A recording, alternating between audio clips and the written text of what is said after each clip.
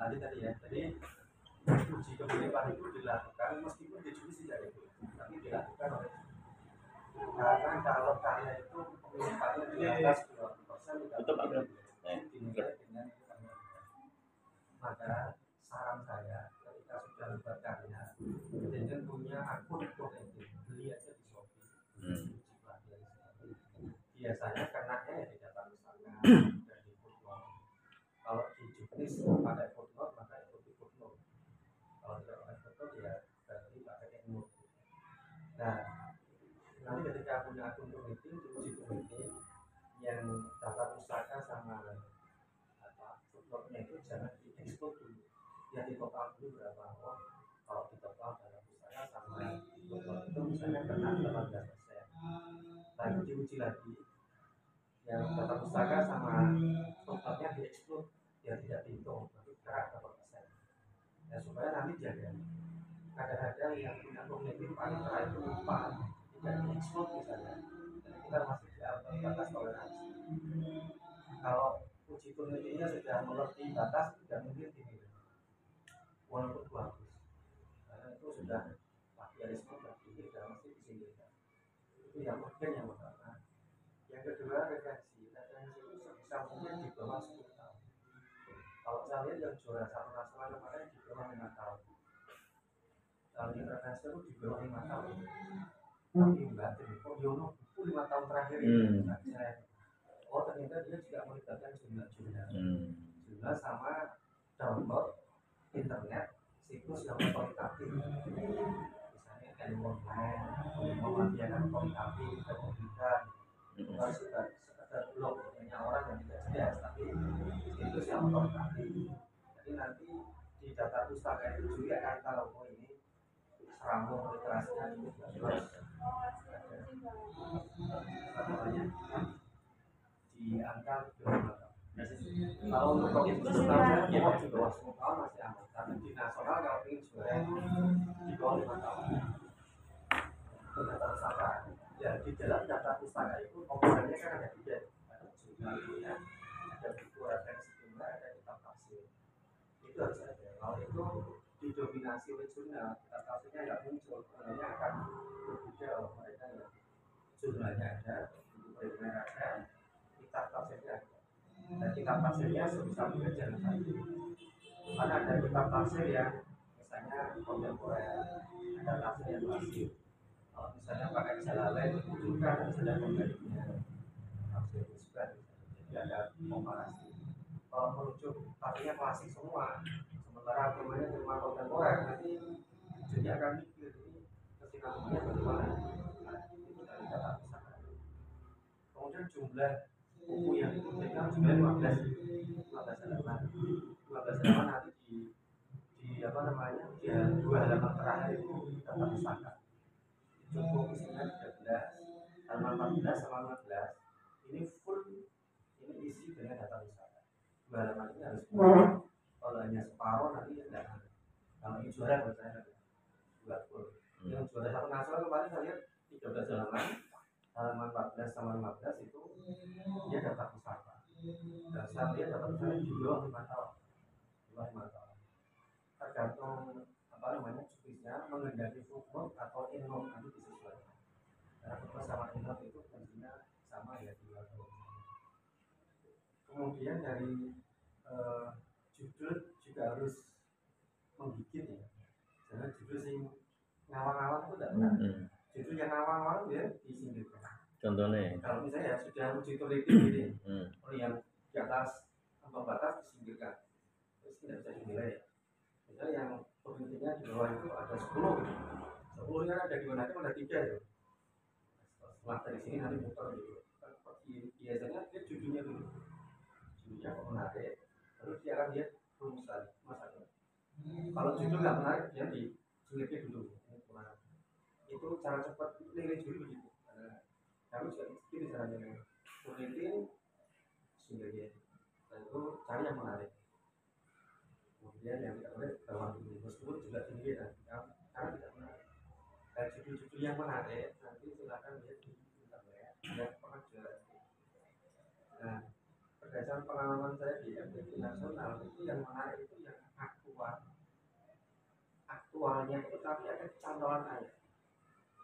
Misalnya ulil albab milenial, ayatnya ulil albab tapi dia milenial. Misalnya untuk membidik ini, misalnya ulil albab milenial tangkal radikal. Jadi judulnya itu agak nyeni, nastra, tapi dikit. Ini judulnya orang sudah ulil albab milenial tangkal radikal. Judulnya agak judul begitu, judulnya agak model deskripsi itu. Ada juri yang tidak menghendaki. Kalau juri-juri nasional, setahu saya itu menghendaki ya judul ya. Walaupun ada juga teman yang masuk finalis itu judulnya kayak skripsi. Seperti misalnya analisis Ishaq Yusuf dalam Quran apa? Itu bisa. Ishaq Yusuf kalau dikaitkan dengan apa? Itu kayak skripsi tesis. Tapi untuk MTQ nasional itu saya lihat kelasnya sudah tesis, hampir disertasi loh. Saya lihat walaupun mereka mahasiswa tapi sanggup menghadirkan karya seperti itu. Jadi judulnya harus gitu Pak. Menarik dulu. Kalau nggak menarik, singkir. Tinggal jenengan judulnya yang kemarin Pak. Atau yang sedang mau ditampilkan nanti biar jadi menarik Pak. Kalau yang ini kan muncul namanya Pak, tapi juknisnya kan ada. Juknisnya ada kan? saya belum. Juknis belum ada. Juknis ada di grup Pak, dikirimkan Pak juknisnya. Si juknisnya dikirimkan ada ini kali sama Pak Jenderal kan. Tahu ada ini. Ada ini.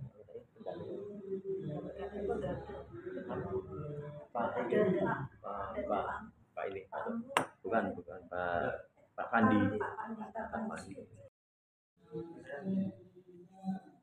Ini teman saya kan juara 1 internasional. Terus tak masuk, terus suaranya bagus, lagunya bagus, semua juara nanti juga pokoknya ini juara. Kemudian peserta lain juga kalau main Ustaz Mahfud udah benar bagus, suaranya bagus. Benar. Tampil itu urutan pertama. Kemudian itu malu. Juara nanti masalah itu kalau di urutan 1 baru 10 juara.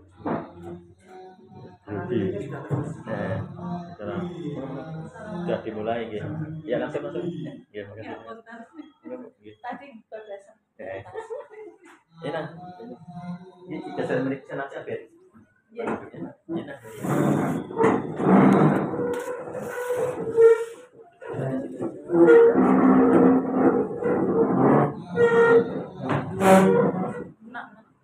Ini ada itu sedikit tarik sih nggak apa-apa.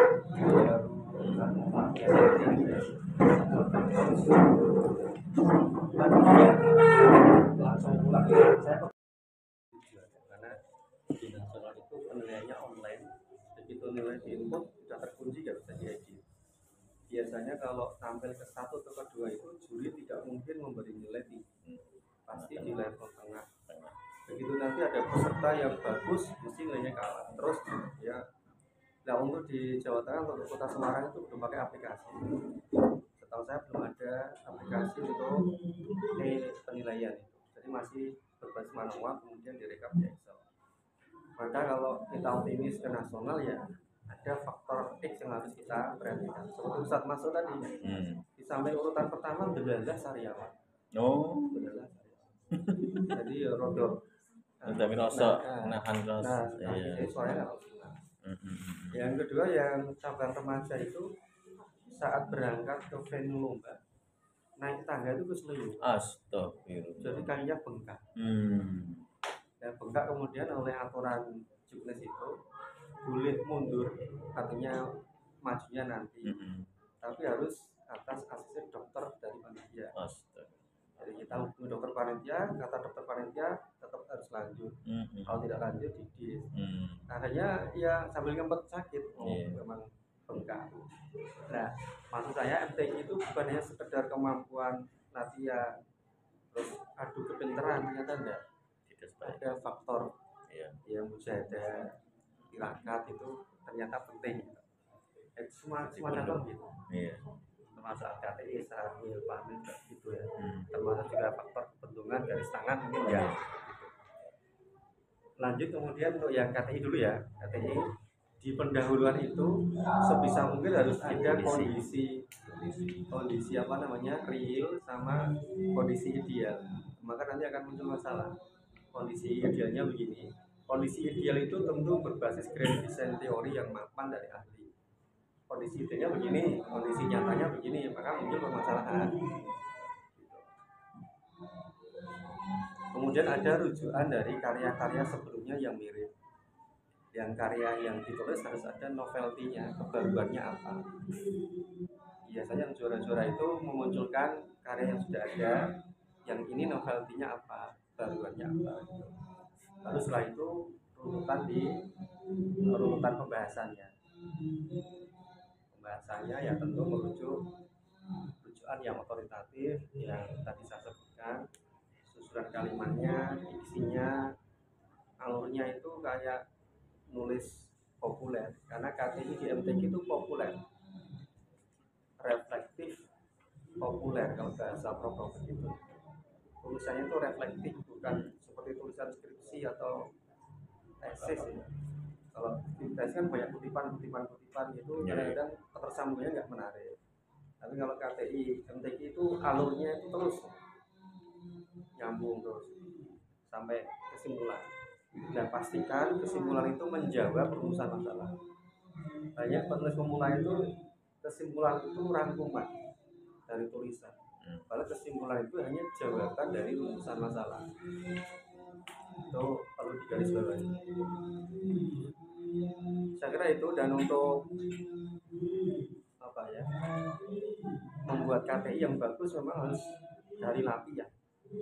Biasanya itu sejak SMP atau SMA dia sudah menggeluti tulis menulis, karena gaya selingkuh nulis tiap orang itu kan beda-beda, tapi itu bisa dilatih terus supaya kalimatnya enak. Itu untuk KTI. Mungkin dari KTI ada yang mau ditanyakan, itu nulisnya nanti aja, fokus ini apa yang perlu ditanyakan, khususnya terkait dengan tema. Judulnya sudah dikirim Pak, biar beliau-beliaunya ya, umum masih ada waktu.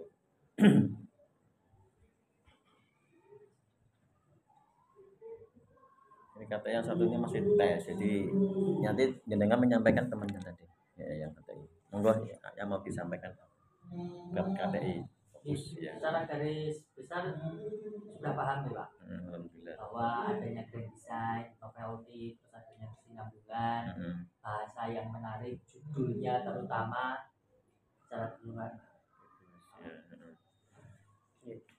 Tinggal judulnya ini belum menemukan ya, kan lihat di nanti sambil apa ini proses, nanti coba panjenengan sampaikan judulnya kayak ngopo hingga kita. Nah, hubung masih ada Pak Taufik bisa dikomunikasi. Oke, sementara KTI selanjutnya yang Fahmil ya. Ini Pak Fahmil Mustakin. Fahmil ya. Silakan Fahmil ya. Untuk Fahmil kan 3 orang ya. Ada 3 kan, Iya. kan 3. Iya. Ya. Kalau untuk Fahmil kan soalnya ada bang soalnya ada itu. Ada Pak? Fahmil kan nggak jelas cermat toh? Iya. Ada bang soalnya ada. Oh, belum ada. Oh, ya, tapi kisi-kisinya ada. Ada kisi-kisinya hanya materi PAI, SMP, MTS, SMA, SMK. Oh, materi PAI ya. Oh. Iya ya, kalau materi PAI sih kan. Tapi kalau yang di nasional itu, setahu saya misalnya begini, ada ayat Sali'u ila maghfiratin. Pertanyaan begini, ini lagu apa? Bayati gitu. Ini misalnya bacaan apa? Jazz. Itu sampai segitunya. Iya. Kalau di nasional. Terus ada juga tafsirnya. Tapi kalau ini materi disederhanakan berarti ya cukup latihan dalam soal. Cari-cari soal. Nah, untuk materi PE kan ada 5 elemen tuh ya. Quran, hadis, akidah, akhlak, fikih sama tarikh. Itu nanti cara belajarnya yang Quran dikelompokkan Quran. Misalnya ayat-ayat tentang demokrasi, ayat-ayat tentang moderasi beragama, ayat-ayat tentang berbakti pada orang tua dikumpulkan jadi satu. ayat itu biasanya ya sabab nuzul, kemudian kandungan ayat, tajwidnya, kemudian penerapannya, plus hadis yang terkait dengan ayat ini. Kemudian di elemen akidah itu kalau di materi PAI itu ya dari rukun iman itu iman kepada Allah terus sampai iman kepada hari kiamat itu sampai kelas 12. Kurikulum merdeka apa kurikulum 13 itu materi PAI nya? Masih ya sing menyinkronkan dua-dua. Oh, ya. Kalau di kurikulum merdeka kan rukun imannya 6 plus cabang-cabang iman di soal iman ya sejak SMA itu.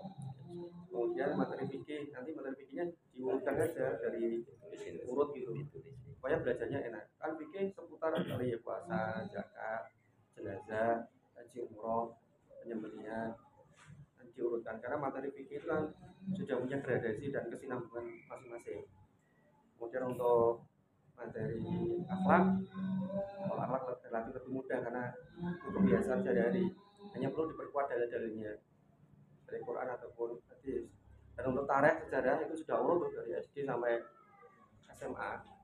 SMA itu kan terakhir Islam internasional.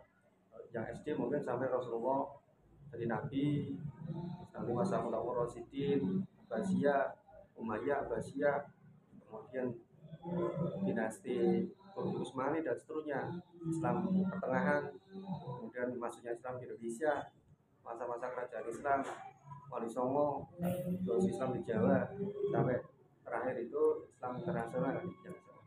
Nanti cara belajarnya diurutkan saja, karena memang materi PA itu sudah diurutkan sistematikanya, urut dari jenjang bawah sampai atas.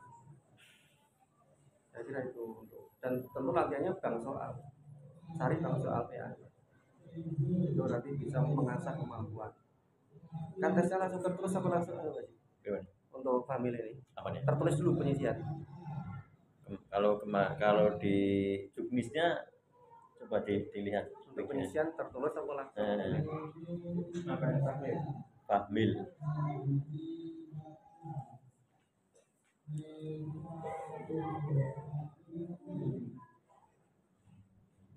Apa langsung itu? Ditanyakan secara langsung. Lisan. Iya.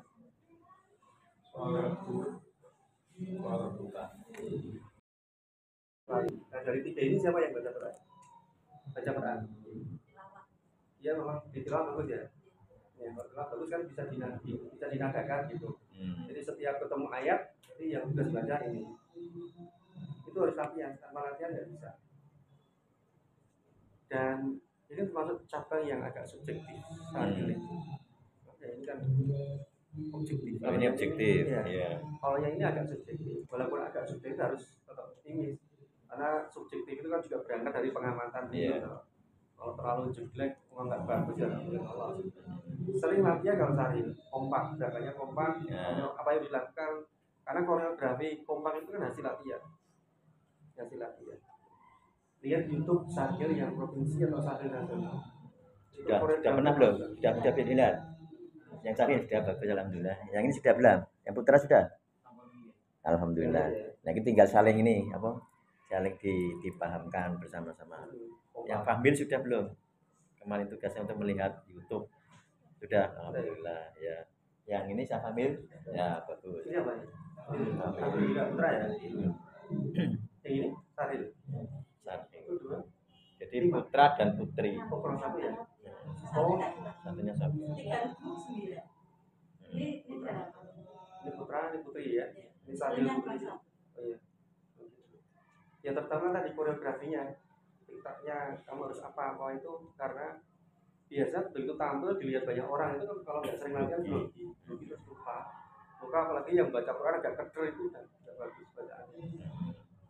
Kayak kemarin di provinsi itu yang satu grogi. Kenapa grogi? Karena yang satu tuh timnya tuh beda sekolah. Oh, jadi untuk mempersatukan itu ternyata sulit. Ketika TC harus 1 bulan izin sekolah itu sulit. Karena kemarin bahan evaluasi untuk ke depan itu kita ngambilnya mungkin langsung satu paket. Tapi ya karena satu paket itu ada yang nonjol bagus, itu sulitnya disaring itu gitu. Karena nanti kalau ini kompak tiga-tiganya karena sering latihan. Bagian Quran sendiri Memang Quran itu harus dibaca oleh yang bacanya bagus, yang sari ya. dan koreografinya yang atraktif, yang menarik. Biasanya wajahnya juga wajah yang kayak orang main teater gitu, dia pura-pura bahagia. Nah, memang harus gitu. Jadi kayak tegang itu nggak menarik. Kalau tegang itu dia masih mikir ngapain. Nah, itu harus di luar kepala. Nggak tegang kan? Itu kalau dilihat juri nggak menarik. Tapi kalau lepas ekspresinya itu senyum walaupun pura-pura bahagia aja. Nah, itu menarik. Nah, maka itu buah dari latihan yang serius dan terus. Kalau hanya latihannya sedikit, tampil itu mesti kelihatan pucat, nggak menguasai, takut lupa. Nah, ini gara-gara latihannya kurang. Untuk cabang-cabang ini memang harus dilatih dan kompak, terutama geografinya dan rujukan tafsirnya harus kuat, kontemporer, klasik, faktual, ada diksi kalimat yang nyeni, yang nyastra. Yang konteks apa yang kontemporer, yang klasik itu perlu ditekankan. Yang kayak rujukan tafsirnya ya kalau kontemporer bagus ya. Ada pembanding itu bagus. Dan kalau merujuk menyebutkan buku sebisa mungkin buku ini otoritatif dan buku primer yang dirujuk oleh umat muslim sedunia, tidak satu pihak golongan. contohnya Misalnya ya bukunya produk Ahlussunnah wal Jamaah, dan model-model yang hanya kalangan mereka dirujuk itu nanti buder. Misalnya yang mereka agak wahabi jadi dirujuk nanti buder. Dan kitab tafsirnya ditunjukkan, kalau bukunya siapa ditunjukkan. Karena itu menunjukkan literaturnya dia kuat, asalnya bacaannya dia bagus, mendalam, luas. Jadi seramung literaturnya itu tinggi. Bisa itu juga menentukan tujuan kitabnya, tafsirnya, apalagi bisa sampai merujuk kepada kaidah-kaidah usul kalau mengangkat isu-isu aktual terkait dengan hukum. Itu kan lebih bagus. Kaidah-kaidah usul fikih. Beberapa kaidah ada 40 kaidah. Merujuk 1, 2 itu sudah mau nggak bisa lihat tema tujuhnya mana. Itu buah dari latihan dan bacaan yang baik. Itu aja. Oke, Bapak Ibu, anak-anak, mungkin ada yang mau dikonfirmasikan dari hasil apa lihat di YouTube barangkali, atau mungkin dari kemarin belajar berapa kali yang sarhil? Kami masih kurang, jadi kami kemarin masih 2 kali. 2 kali ya. Setelah dari sini 2 kali. Oh gitu ya. Oke ya. Kabarkan fitnah dan bercara berbisik-bisik atau gosip. Mereka senang menyebarkan berita buruk dan merusak reputasi orang lain. Perilaku ini berbahaya karena dapat memecah persatuan dan menimbulkan permusuhan antara manusia.